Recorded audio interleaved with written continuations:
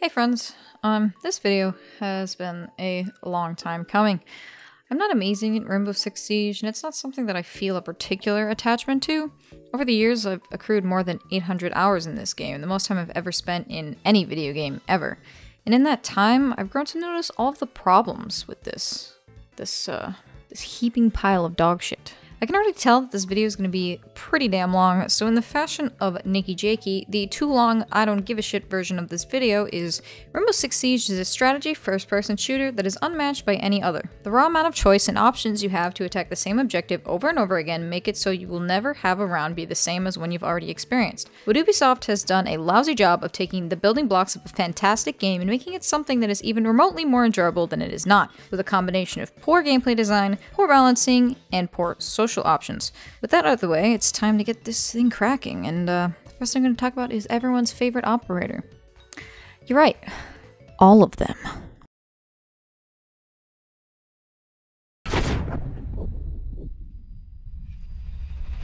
When Rainbow Six Siege was released, there were 20 playable operators. As time went on, every year, 8 more operators were released in staggered sets of 2.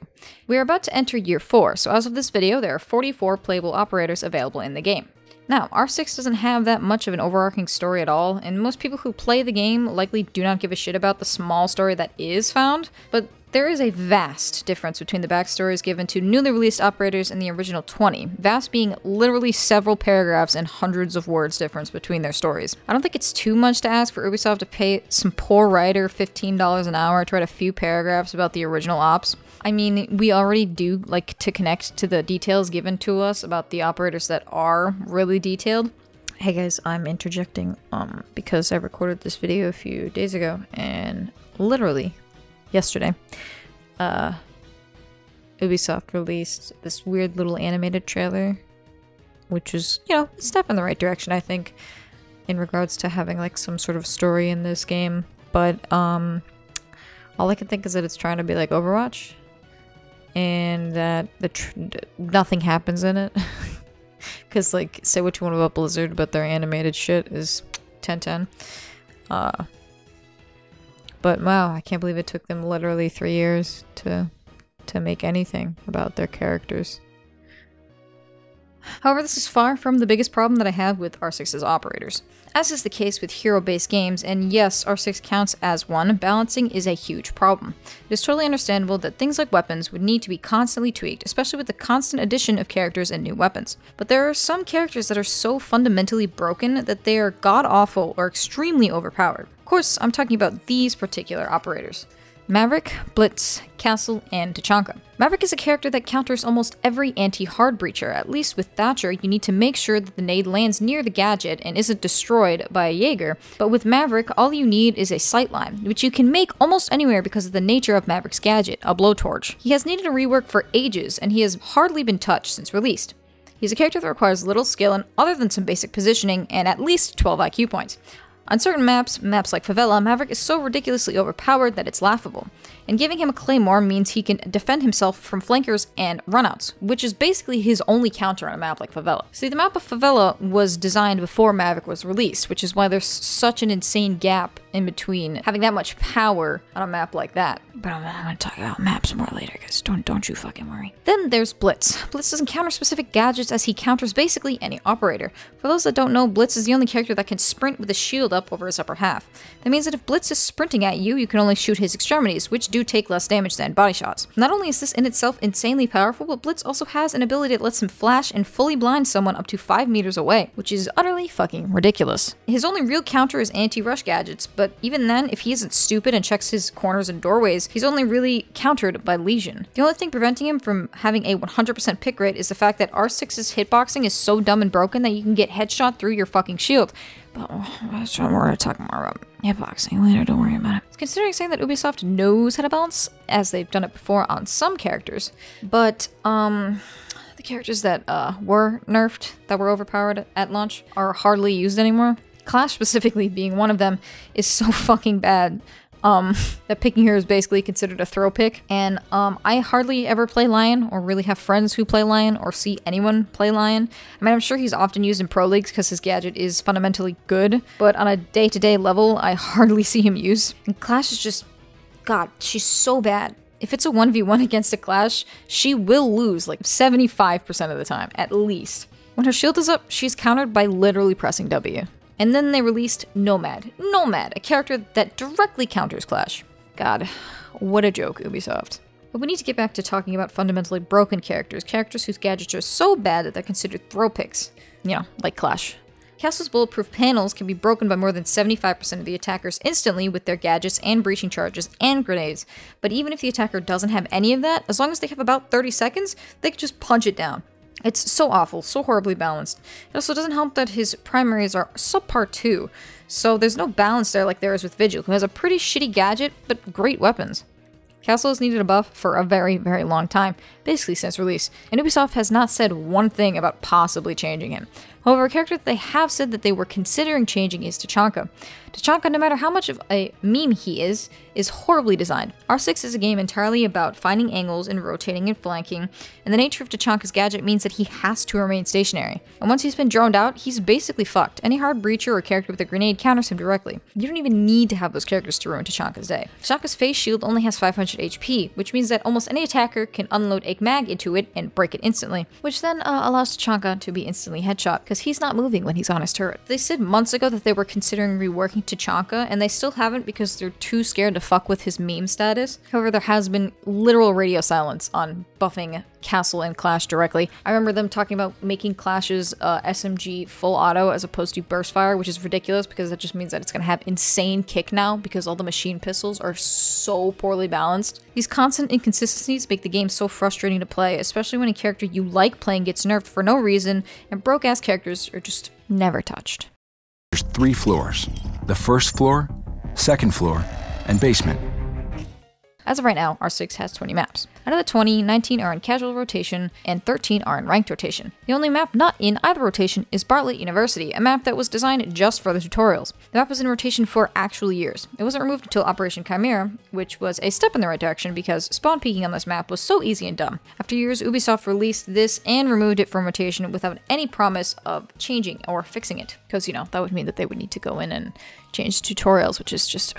It's too much effort for Ubisoft to actually try to put into their game. A few seasons ago, they pulled Favela and Yacht from rotation before putting them back into rotation again without changing anything. These maps, along with Plain, Tower, House, and Canal, are not in ranked rotation, but they are in casual rotation. The reason they are not in ranked is because they are horribly designed and balanced, with all of them, save for Tower, being insanely easy to spawn peek on. Maps like Oregon Bank and Cafe Dostoevsky have also very easy spawn peeks, but they aren't as horribly designed as the other 5, because you can easily counter spawn peek on most of them. Why even bother keeping them in rotation then? Well, that's because Ubisoft doesn't give a shit about casual. The entire game is made around ranked, and as someone who doesn't like ranked, it makes casual less enjoyable. It's the reason why those maps are in casual, but not ranked. And then there's the actual design of these maps. Many of them are inherently flawed because they're designed for one game mode, where R6 has 3, bomb, hostage, and secure area. A map like Favela was designed around bombs, so when you play it on secure area, it sucks ass. Meanwhile, on some other maps, like Front of Plane, secure area is stupidly broken and overpowered for defenders if you have a Kaid and a D-shield. Even then, if you just anti-hard breach, you basically win. So the odds are that if you're playing a game mode on a map, which is, you know, the game, it isn't the game mode made for the map, and it sucks because it's also poorly designed. But I want to get back to talking about ranked. The only thing that should be different about ranked and casual is the risk of losing ranking points. That is what it should be, so casual can be a place to practice and actually improve. But it's not like that. In casual, you play longer rounds with less of them, and you have those additional shit maps in rotation. Not only that, but you don't get to choose the locations you're going to defend or where you spawn. This means that you could get stuck defending living room on house 3 times in a row as Mira, and there isn't anything you can do about it. This makes practicing for ranked almost impossible in casual. Oh yeah, one more thing about maps. Who at Ubisoft was on crack when they made fucking night maps? Lovely, this is exactly what I wanted. Fucking night map Favela. Oh my god. Rainbow's lighting engine is already pretty meh, but with night maps, everything is so much darker. You can hardly see out windows, and inside is also darker. So some defenders just blend in. Like, Vigil on night maps is like a fucking nightmare. You just die to shadows. Like, what is this, fucking Kingdom Hearts? Jesus Christ. For some fucking reason, a super competitive game where a single bullet can kill any character only has 64 tick rate servers.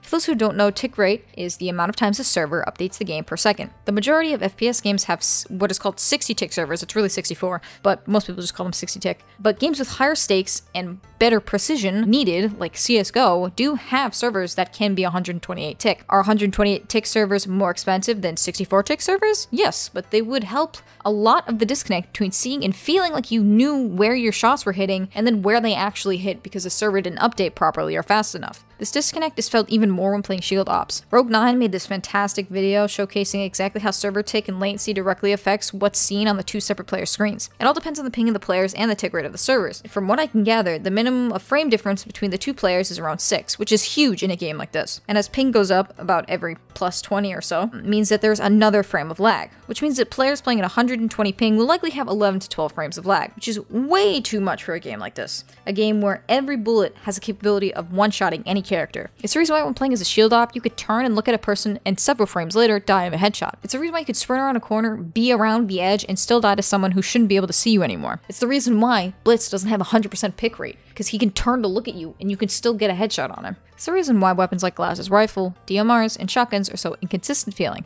With those weapons, you aren't shooting nearly as much, meaning you have a greater chance of seeing when you perfectly hit a shot and it just doesn't hit because the server tick rate is too low. Also, holy fuck, what are shotguns in this game? They're the definition of inconsistency. Things like range and being ADS seem to have random effects when using a shotgun. I still remember playing as Smoke, and hitting a Finka less than 3 meters away, it took 3 shots to down here. Even with Finka boost, that is way too many shotgun shots. I would have been dead if that Finka had been a remotely competent player after that first shot just didn't kill her. And then other times, it'll only take a single shot to instantly kill a full health 2 armor without even ADSing.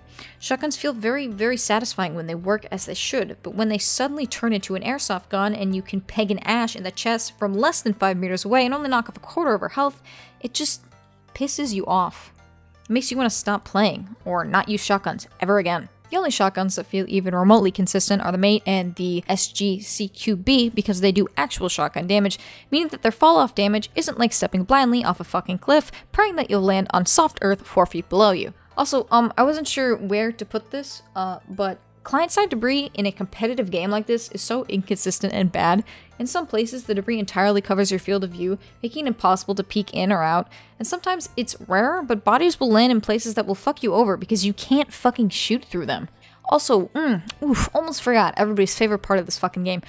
Melee is so stupid and broken, especially in relation to shield ops, because shield ops have a longer melee range. But even when both of you are in range, you could punch a fucking shield away and still somehow trade. Melee is just so stupid and broken and inconsistent, like so much of this shit in this garbage game. Jesus Christ, why did I play this fucking game for so long? Alright, ladies and gentlemen, boys and girls. We're gonna have a 101 alpha pack opening right now. Honestly, I'm shocked by how little people talk about this, but the game is so insanely monetized that it's actually laughable. Like, it takes way too long to get enough renown to unlock a single character, especially to a casual player who has a life and things to do. I think the main reason people don't talk about this is because paying $30 a year for new ops doesn't seem like that much in the long run of an entire year, because you do get a slight discount in the store and a slight increase in renown gain. But paying $30 a year is pretty crazy for only 8 characters and these little additives. That is half the price of a regular AAA game. Over the 3 years Rainbow Six Siege has been out, I have spent over $100 in this game, excluding the $60 I spent to buy this game at launch. And that is me spending $0 on cosmetics. I had bought the year 3 and 4 passes, but all the year 2 ops, and spent some extra money using the extra R6 credits that you get from the passes to buy a 30-day booster to use over my winter break. And holy fuck, do not even get me started on the starter edition. That's a pun, but I'm too busy being angry to make a joke about it. The starter edition is proposed as a cheaper version of the game, but if you bought that edition, it would cost just as much to unlock the base characters as it would cost to just buy the full version of the game. It's really, really stupid. Why even bother? Oh yeah, another thing, another update from a few days after I recorded this. They completely removed the starter pack, which is good, because that was the stupidest shit I've ever fucking seen in my life. Good job, Ubisoft, you did one thing right. I really didn't want to compare this game to another trash game, but people roast the shit out of Overwatch for having loot boxes in their game. But hey, at least every time you level up, you get a free box. In R6, there's no incentive or reward for leveling up. That level number might as well just not exist because it means nothing and you get nothing for leveling up. Every single goddamn game I've ever played has given you something for leveling up, no matter how small. But in R6, you just don't get anything. You don't even get like a border, like a little visual border around your level up. That would be nice. At least Overwatch had the decency to do that shit. Also, back to Overwatch comparisons. I mean, honestly, I'm shocked I got this far into the video without comparing it to Overwatch over and over and over again. How do you get R6's loot boxes, aka alpha packs? Well, after every game, you get an addition to the percentage of the chance that you get to roll for a pack. In casual, that is plus 1.5% for a loss and plus 2% for a win. How do you get to roll for a pack? Well, if you win the match, you get the roll. And if you lose, you only get that added percent for your next roll. Just, if you win. And hey, look, you managed to beat the odds and get an alpha pack. That's pretty fucking sick. Well, looks like your roll percentage has been dropped down to 2% now. Lovely, right? Isn't that fucking amazing? Isn't that a great way to design your game? Hey, at least you have an alpha pack now. Let's open that bitch up. Well, if you have even a remotely decent amount of time in this game, your pack will be a fucking duplicate. There are hundreds, dare I say 1,000 cosmetic items in this game, and they keep releasing them. And I probably own like maybe 75 to 100 after playing for 800 hours, because you could sit down and save up, like I did, you could save up for 50 alpha packs, open all 50 of them, and 50% of them will be duplicates that are common and oncoming, meaning you don't get any renown back. And guess what?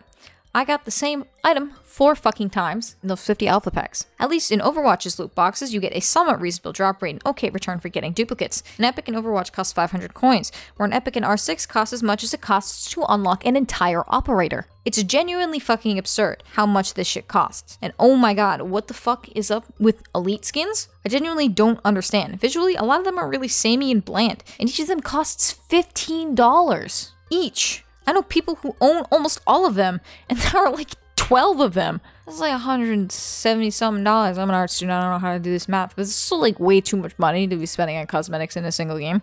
It genuinely blows me away how much these costs. For how much content you're getting, they're really not worth more than $5. Almost forgot about events.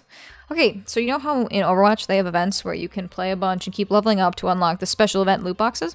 It seems simple enough, right? Pretty basic, standard design to follow. It allows people who don't want to blow money on loot boxes the chance to grind to try and get the items they want. Well, with R6, you get 1 pity pack, and often they do give you the chance to earn 1 more by doing a special challenge, but that's it. Generally, there are more than 25 packs you need to get every item that is in an event. And the only way for you to unlock more than 2 of them is to pay an excessive amount of money for them. It costs $70 fucking to unlock all of the alpha packs for the most recent event. That's actually batshit crazy. What's even more batshit crazy is the fact that I know people who paid the $70. That is the price of a AAA game and more. It genuinely blows me away that Ubisoft thinks cosmetic items you don't even get the chance to try and unlock are worth that much money. What a bunch of greedy fucks. Jesus. The actual store and customization UI is a mess too. Trying to find a certain charm after you've collected so many is a fucking chore because you can't sort through them. And the actual menu is poorly optimized. It takes like 8,005 years for each subcategory of a subcategory to render. Oh, I almost forgot, for those of us who have been playing for more than a year. You remember when every weapon attachment costed renown? It was the in-game currency you could earn, so, it wasn't that bad. But if you owned all of the ops at the time, like I did, you likely spent thousands of renown on unlocking attachments. And then they suddenly made them 100% free. I mean, I'm totally happy with them making them free. They should have been free on day one, but they never refunded the people like me, the people who have been loyal to the game from day one. It isn't some difficult, hard feat for them to pull off. Because when they removed Jaeger's ACOG, they gave people that renown back. So I don't understand why they couldn't do the same with all the other attachments that people paid for. I mean, at the end of the day, this is Ubisoft and an Ubisoft game, but I hardly see people talking about it when so many are roasting their other new games, and genuinely rightfully so, for being so heavily monetized. But R6 is one of their highest grossing games. It needs to be talked about, so that's why I give it its own little chapter. And I'm gonna fucking die. Oh my god, go fuck yourself! Shut up. Okay guys, I'm gonna be real with you. I play a lot of video games. Not a fuck ton, not super competitively, but more than the average person. And the Rainbow Six Siege community has been the most toxic, disgusting community I've ever had the displeasure of being a part of. For a really, really long time, I would only play the game with a minimum of 2 other friends, because that was how I enjoyed it. I liked playing with my friends. So for the most part, the toxicity I experienced was through text form from the enemy team. But as of the last month or so, one of my friends newly bought the game, so I figured, hey, I'll play alone with him so I can teach him how to play. Well, it turns out this would be an awful decision because it was my window into the true toxicity that this game is laced with. It's reached a point where I prefer typing to my teammates over speaking to them in voice comms. Speaking is much easier, much faster, and I have a pretty decent mic too, but I have gotten so much harassment because of the genitalia that I possess. Spoiler alert, for those that don't know, I own a vagina. Don't worry, I have my permit. It was obtained legally, but because I own it, my voice tends to be slightly higher than the average penis wielder. And because of this, it is rather easy for people to notice that I'm a girl. And this has been a massive point of harassment, as much as my cringy, anti-feminist childhood self would hate me for saying it, but it needs to be said. The raw amount of sexism in games like this is fucking nuts, and the nature of R6 makes it even worse, resulting in fucking nightmare landscapes for women. So R6 has friendly fire turned on always. So if someone on my team, say, harasses me and I don't respond, harasses me and I do respond negatively, as, you know, a normal person would, or just hears the octave of my voice, they can instantly team kill me. And because of the nature of R6, again, that means I don't get to play for the rest of the entire round. But hey, at least Ubisoft added in that instant kick after 2 team kills, right? Well, R6 doesn't punish teammates for just knocking your health down to almost nothing at the start of every goddamn round. They also removed the instant ban for using actual slurs thing, which was a big help with thinning the toxic herd. It's not like that matters anyway, because Ubisoft does not moderate voice comms. Well, I mean, that's fine. You can just report people and move on, right? Well, if they leave before the round ends and you get to report them, you will never see their names again unless you magically get queued with them again, which, bless your soul, I'm so sorry. But you know what? It's not like reporting does anything anyways, because someone could get reported a dozen times and nothing will happen. In fact, that's become somewhat of a meme and joke in the community that reporting people is like trying to swim upstream. Double, in fact, before a random change several patches ago, the report for toxic behavior button used to be report for suspicious behavior, and both of them do about just as much as buying a dollar store brand no button and throwing it against a fucking wall. Also, unless you were actively recording, text chats disappear after about 30 seconds and aren't saved, so you can't even open a ticket with Ubisoft with evidence necessary to actually do anything. You know you've failed at creating a proper reporting system when to actually do anything, even close to getting someone banned. You need to either be in with Ubisoft, like these popular streamers that get harassed on air, or you need to go to their clunky-ass website, open an actual ticket with video evidence, and even then the results are ambiguous. I have been insulted, sexually harassed, team killed, sabotaged, and kicked from games for being a girl. If I am to play this game, I will only play with at least 3 other friends, and if I must, I'll play with 1 or 2 other people and not talk in game ever. I shouldn't need to do this. I shouldn't need to restrict myself from playing a co-op game similar to this one, where communication is fucking integral. Because of the nature of this game, the nature of the inability to actually punish toxicity, and the nature of video games as a whole and the people who play it, this toxicity will continue and permeate through this game and many like it. And for that reason, I'll continue to drift away from games like these as a whole for no other reason other than the pussy in my pants.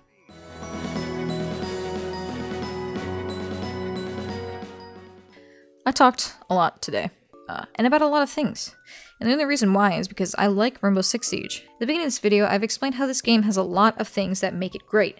The gameplay is infectious, the gadgets are all fun, well, almost, and there is a reason why I kept playing for so long.